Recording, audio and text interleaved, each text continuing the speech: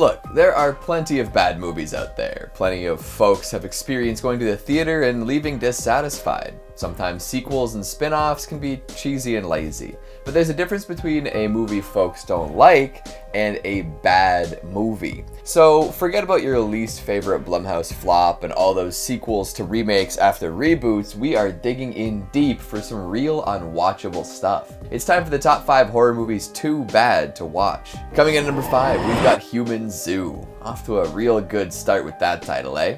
It's hard to find something nice to say about this one. From the premise, to the camera work, to the color grade, to the performances, it is a whopping bad time all around. And it clocks in at almost 2 hours. It's torturous. So the idea here is that there's a controversial new reality show where every contestant is plopped into a solitary confinement cell and monitored 24/7. They get fed on a timer and have some very basic furnishings, but otherwise it's just them and the concrete cell for as long as they can last. The rules are stay in for the longest and you win, but there's no way to know if anybody else is dropping out. And you don't get to come out until you say you're done. Good luck. It could probably make for a decent little indie flick in the right hands, but Human Zoo was definitely not in the right hands. They go for that quasi-real feel by filming it through a lot of security camera POV, and that ends up making it feel really cheap. One camera angle top down showing the whole cell. This isn't the whole movie, but it relies pretty heavily on it throughout, and doesn't really ever get any more interesting. The plot is essentially a whole bunch of secrets strung together with the reality show premise, but none of this is really explained. It could make for a cool reveal later on, but ends up making the whole thing boring and painful. Like, the participants are told at the beginning that they're agreeing to be part of a psychological experiment, and then the folks running the show smirk as if there's something else that'll be revealed once it's too late to back out, but it doesn't properly get revealed. So instead of the audience feeling in on it, as somebody watching the reality show would be if it were real, they just sort of feel lost as unnamed person X screams and hits the wall and then cuts to person Y having a different kind of breakdown. The folks behind Human Zoo did their best to stretch a mediocre idea and likely a very tiny budget as far as they could, but it looks like they ended up stretching it too far, like overinflating a water balloon in the bathroom sink and then leaving somebody else to clean it up. Coming in at number 4, we've got the Leprechauns Game. Warwick Davis, a legend, bar none. His classic role as the leprechaun in the long-running goof-off horror franchise of the same name will go down in history. Even as each sequel got progressively more ridiculous, they remained just fun enough to keep people coming back for more. This doesn't stop critics from putting them on countless worst movie lists, though. But if the critics knew how bad it could get, they'd jump at the opportunity to sit through another Warwick Davis leprechaun flick.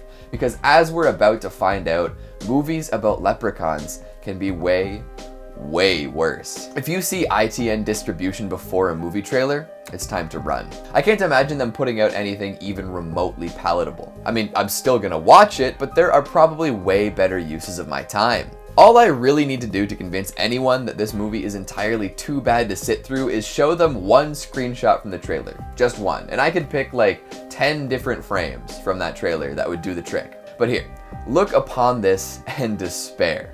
I've seen plenty of movies with raunchy special effects makeup, but goddamn, this looks like something out of the bargain bin at Spirit Halloween. The plot goes like this. A bunch of friends are sent to retrieve some priceless leprechaun gold. They look around in the local forest for a bit and find what seems to be a toque filled with pirate doubloons. Then they take their payment and go about their lives. But the leprechaun wants his unguarded money from the forest floor in a bag back, and he's gonna kill everyone for it. Unlike the previously mentioned and entirely superior leprechaun movies I mentioned though, this leprechaun is totally uncreative in ending lives. No rhymes, no magic, no gimmicky goofiness, just a bunch of pitch down giggling and zero brain power slasher stuff. I guess he casts a couple spells, but they look terrible. Do yourself a favor and don't watch this, unless you're a fan of awful Irish accents and GoPro cinematography. Then, I mean, you know what? If you're a fan of those, you might like it. Coming in at number 3, we've got Elves. Christmas horror is a time-honored tradition at this point. You can pry Black Christmas and rare exports from my cold, dead hands. But sometimes the holiday mixture just doesn't work. You can get hilariously bad results like Silent Night Deadly Night 2, or mediocre cash grabs like the most recent remake of Black Christmas. There is a third option of bad Christmas horror though, totally unwatchable. Elves falls under this category. Oh boy. Imagine the ugliest, stupidest looking doll you can. Alright, you've got a good image of that cooked up in your brain? Okay, cool. You're nowhere close. The little elf dolls and elves looked like they were carved out of plastic coconuts from the bargain section of your local HomeSense. Remember the goofy Snapchat filter faces from Truth or Dare? They use those in this movie too, and somehow use it less effectively. And they also use it on the ugly dolls. Now, it might seem like I'm just dumping all over the special effects and props, but those are honestly the most memorable part of the movie. The plot, where some random people find a cursed box filled with evil dolls, and then the dolls kill people because they're evil? Some real compelling stuff. You'd be way better off catching the 1989 made-for-TV version of Elves. Now that is some proper so bad it's good content. Coming in at number 2, we've got Killer Pinata. With movies like The Leprechauns Game and Elves, it's easy to see that the folks making them just wanted to include some festive villains and didn't take their application to any sort of plot too seriously.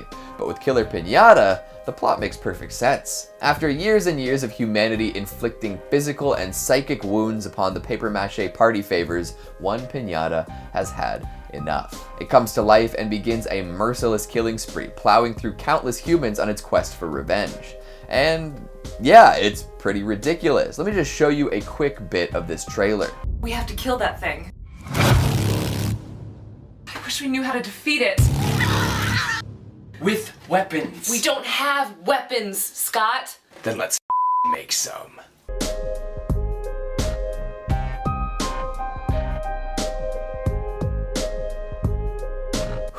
And that's one of the better bits. Anyone else notice that they just kind of made a shotgun and a composite bow out of nowhere? Like, whoever made this flick took a really silly idea and ran with it in the cheapest way possible. And in a way, that's commendable. However, the end result is pretty far from watchable, especially in scenes where the pinata is not prominently featured. So stock up on some candy and probably some booze, and have some whenever the pinata moves on its own. That would make it a crazy time. And at number 1, we've got Werewolf Massacre at Hell's Gate. From the creator of The Bloody Rage of Bigfoot and Dracula's Orgy of the Damned comes another tale of paranormal terror. Filmed on what appears to be an old camcorder, edited in Sony Vegas 2004 and jam-packed with more raw suburban charm than previously thought possible, this feels like something the AV club at your local high school would put together as a year-end project. Zero budget, all heart. Really, it's impressive that this exists at all. Making movies isn't easy, especially when you have to do it in your dad's bungalow. Unfortunately, it feels like the only people truly able to appreciate and enjoy this masterwork in DIY work ethic are those who were directly involved. I bet the premiere was absolutely riotous, with in-jokes and outtakes galore, but at an hour and 20 minutes, this is a lot to stomach. You won't get anything from watching the entire thing that you can't figure out from the 5-minute trailer. That's right, the 5-minute trailer. All the heavy performances, all the insane costuming, all the props purchased from the local military surplus store, it's all in the previews. Attempting to sit through the full version is just painful, so here's a taste of what you're missing.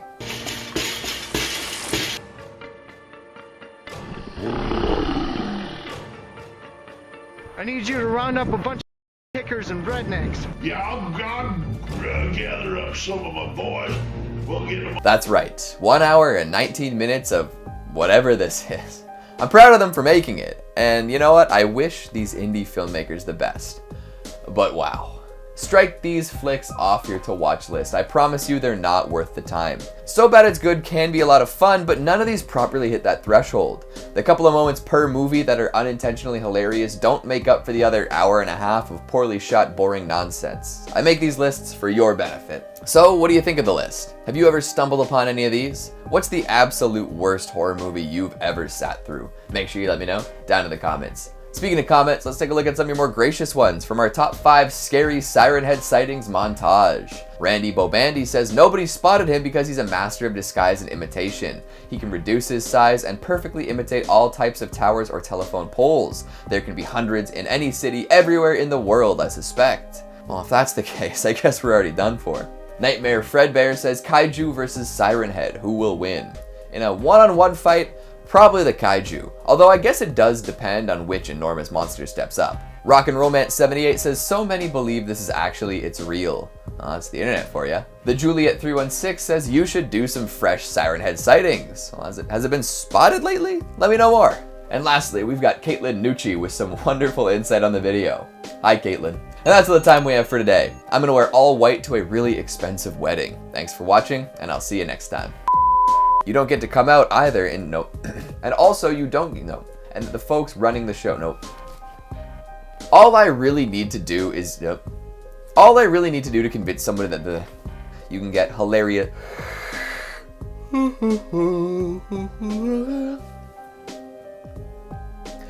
With moves like moves.